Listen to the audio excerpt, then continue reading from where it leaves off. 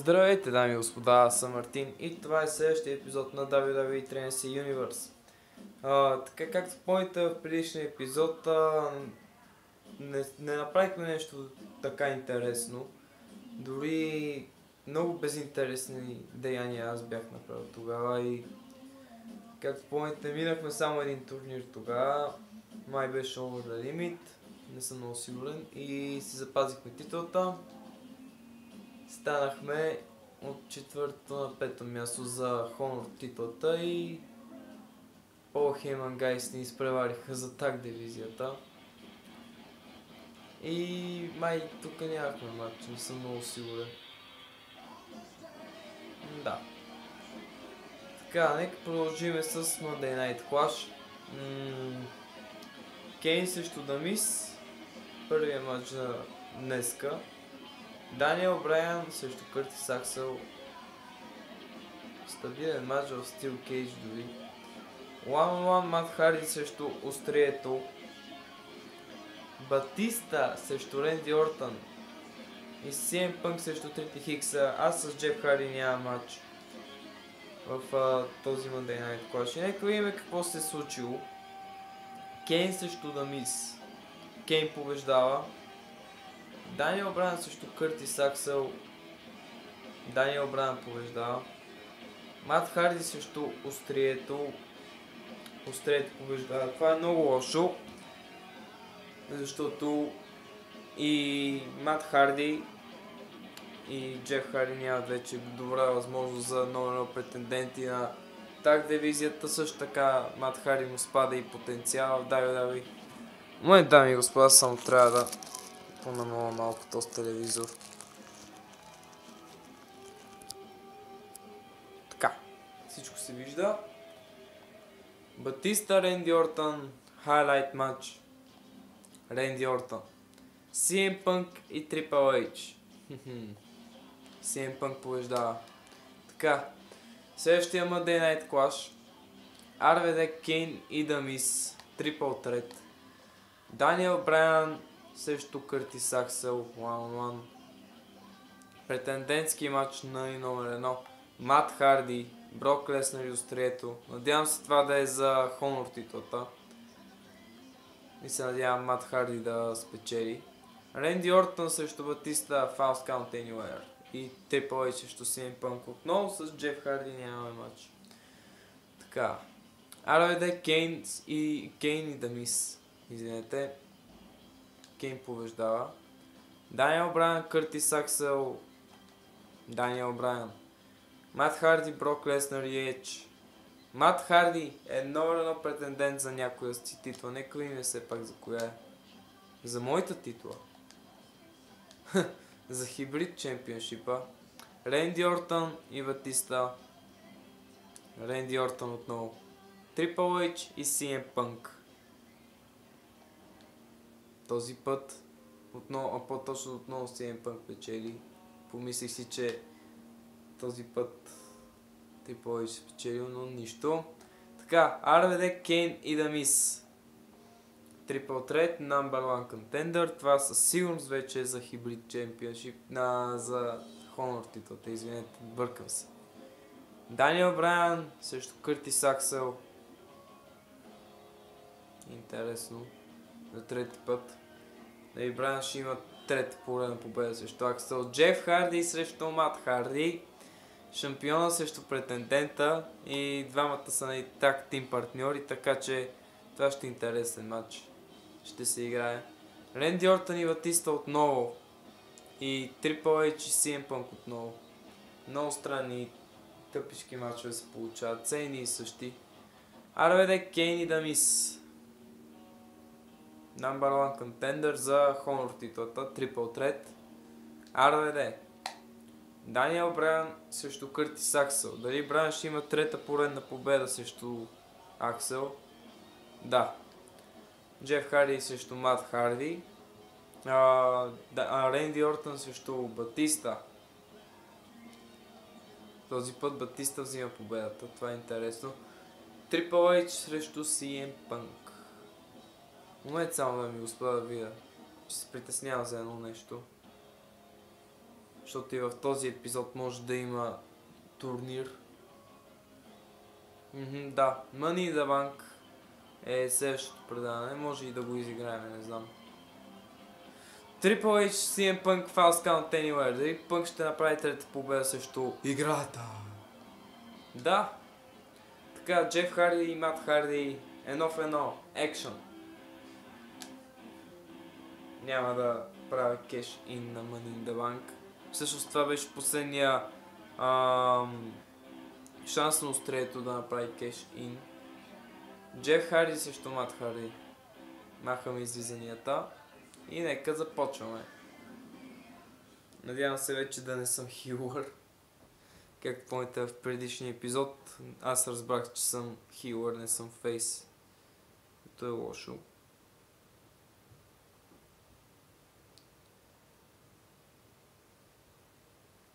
И бавното зареждане тепърва предстои.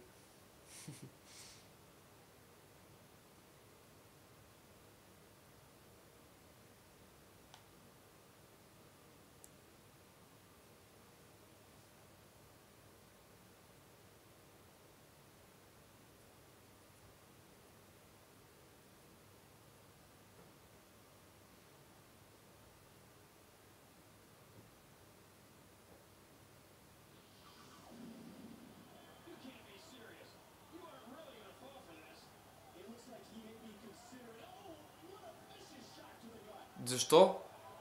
Защо така направи Джеф Харди? Джеф.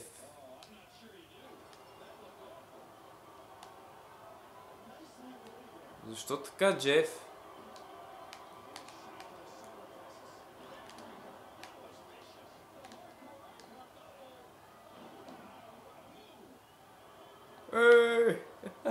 Джеф Харди вече е тотално хилър. Не пред хората го мразят. И Мат Харди също. Но Джеф. Все пак те са партньори, имам предвид. Харди Бойс. Защо това го направи на своя брат и партньор? Това не мога да го разбера.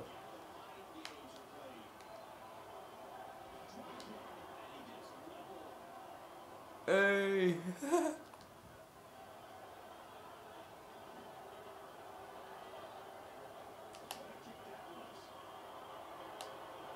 Holy shit! Защо не ме тушира да се изправя по-бързо? Ох!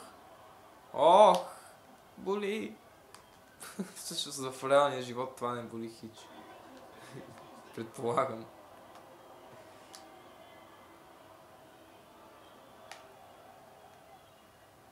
Бам! Хардис! Ау! Имаме сингатюр, трябва да го използвам.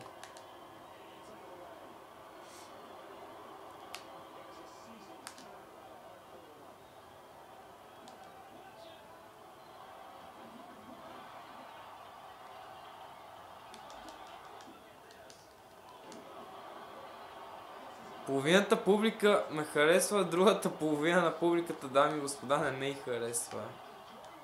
Но защо едната половина само ме харесва и аз не съм обводен на това?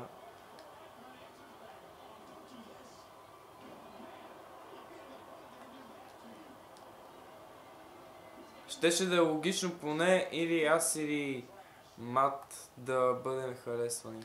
Имам предвид само един от двамата. Може би вденахте какво искам да направя сега с Мат Харди, ето какво.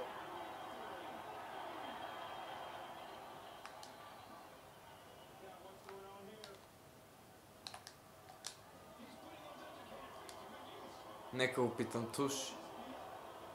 Не, повдигна се копелето.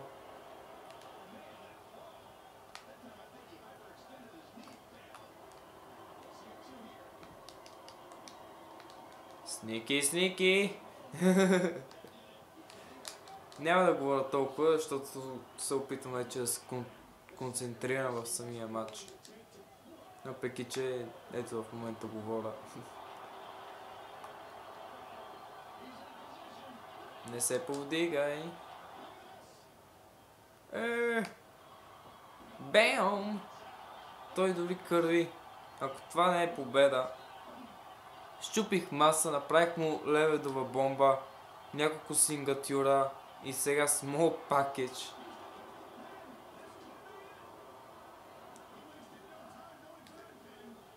Оу!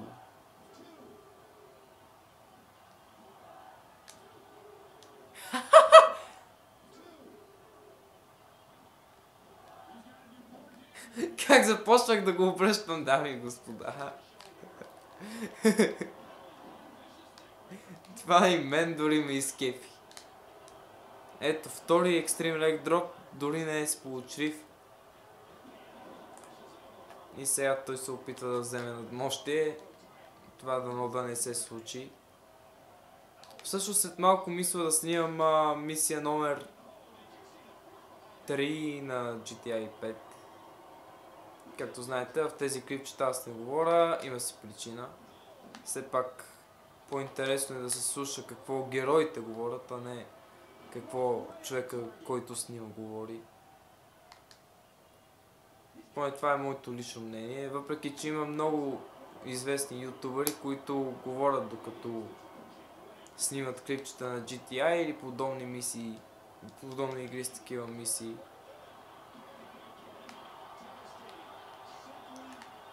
Но в момента играем WWE. Когато дойде време за GTA, тогава ще говорим за GTA. Така.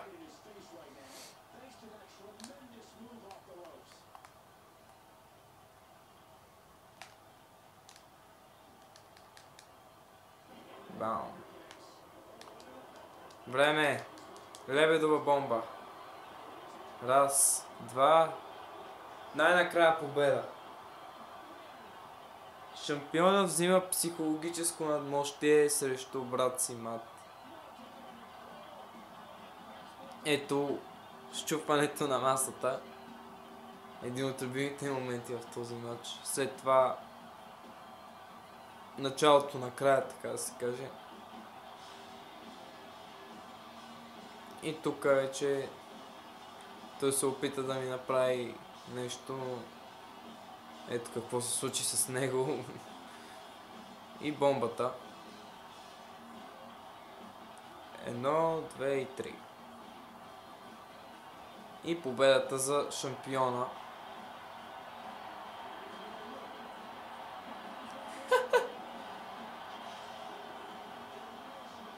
Никаква братска любов, никакъв тактим алианс след този матч. Поне по това, което аз разбрах. Мат и Джеф, ако станат Rivals и са в тактим, това ще ме заинтригува наистина много. Но ако се премахнат като тактим, ще направя примерно нов тактим с един кечист, който го изтеглих вчера и ще запази името му в тайна. Не съм го включил и в Universe мода. И нека отидем на Money in the Bank. И без това трябва да направя този епизод по-дълъг. Така. Веднага се започва с Honor Championship матч. Сет Ронинс и RVD. 1 в 1. След това втори матч за RVD. RVD срещу Кейн. Интересно. Матч номер 3. Triple Threat. Голдбърг, Дин Амброуз и The Miz. Money in the Bank. CM Punk, Edge, Triple H, Крис Джерико, Джон Сина и Батиста ще играят за куфърчето. Так тим титлите. Трети матч за RVD. RVD и Рей Мистерио срещу Леснар и Аксел. И Пол Хейман Гай срещу RVD и Мистерио. Матч номер 5. Джон Сина, острието и трите Хикса. И хибрид титлата Джеф Харди срещу Мат Харди. Така, Сет Ролинс и RVD. Хонор титлата. Ролинс запазва лошо начало за мачовете на RVD, които са цели 3. Вече останаха само 2. RVD и Кейн. Първа победа за RVD, но от 2. Дин Амброуз, Голдбърг и Мис. Трипл трет. Голдбърг. Надявах се Голдбърг да спечели всъщност. CM Punk Catch, 3 хикса, Джерико, Сина и Батиста. Money in the Bank. Кой ще победи? Надявам се да е CM Punk. Нека видим. Острието така и не успя да направи кеш ин на Money in the Bank, но отново хвана куфърчето. А виждате, CM Punk е лост, което означава, че той е бил втория кичист, който е бил по-близо до самото куфърче. Так тим титлата. Мистерио и RVD срещу Пол Хейман Гайс. Все още Пол Хейман Гайс не могат да вземат тази титла. Това е втория им шанс пропилян. И RVD взима победата, което е по-интересното. В третия си матч той прави победа. Джон Сина, H и 3 хикса. Тези хора участваха в Money in the Bank матча и сега участват в тройна заплаха. Интересно, кой ще победи? Втора победа за Острието в Money in the Bank турнира. И Джеф Харди срещу Мат Харди. Hybrid Championship. Нека видим кой ще победи. Нека да кешираме и куфърчето на Острието. Ако Джеф е запазил, ще е много добре. Да, Джеф е запазил титлата срещу Мат Харди. И Острието кешира, разбира се, аз ще си избера Джеф Харди. И ще направя двойна победа, така да се каже.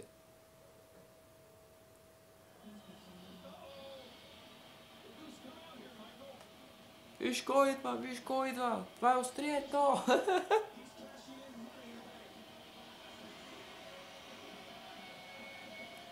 След трудния матч, примерно на Джеф Харди срещу Мат Харди, Острието идва и кешира титлата. Това нищо не пречи все пак на Джеф Харди да си запази самата титла. Това, че сме малко наранени. Шит, кърва ли? Шит! Майко, не ме пипай. Не.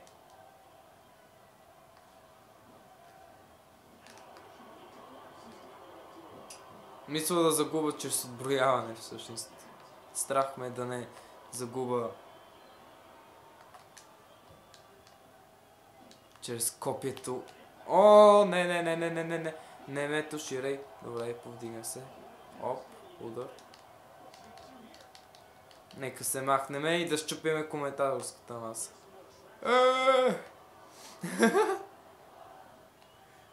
Време е да щупя коментаторската маса с тебе, Острие. Ела. Шит.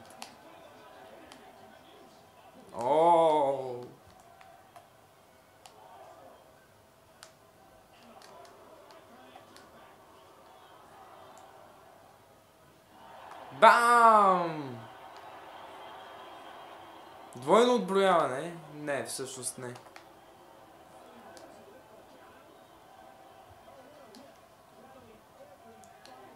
Имаме малко надмощие. Изравнихме силите. Щупихме масата с Острието. Бам! Липа фейт, бейбе! Не! Не, на центъра. Не!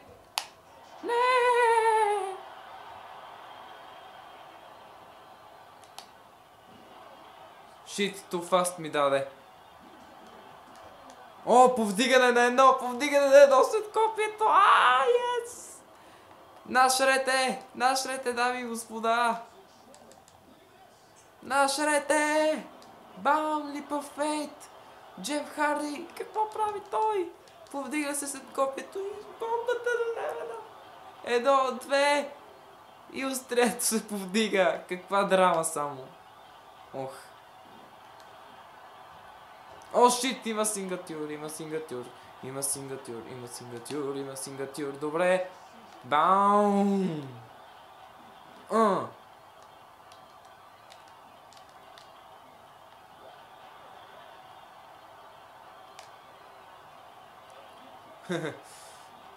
Не, острее, няма как да ме победи. Щом се повдигахме от копието, дами и господа, на едно. Представете си. Повдигнахме се след копието на едно. Ролбрейк. Submission hold, ще го накарам ли да се предаде? Разбира се, че да. Бързо. Острее, предаваш ли се? Предай се, бе! И това е! Той се предаде! Той се предаде след Masterpiece! Запазихме титлата, дами и господа, кървави и след повдигане от това копие просто успяхме да запазим титлата, която си е само наша. Експериментирах се и успях да победа. Разбира се, имах наранена ръка силно от матча срещу Мат Харди, но това не ми попречи да победа. Ето тук бомбата. 1, 2 и повдигането на острието, което беше вау. И Masterpiece. Просто велико. Не знам, този епизод е един от най-яките ми. Двойно запазване на хибридната титла. И вече отново сме фейс. Хората ме харесват. Надявам се поне да съм фейс.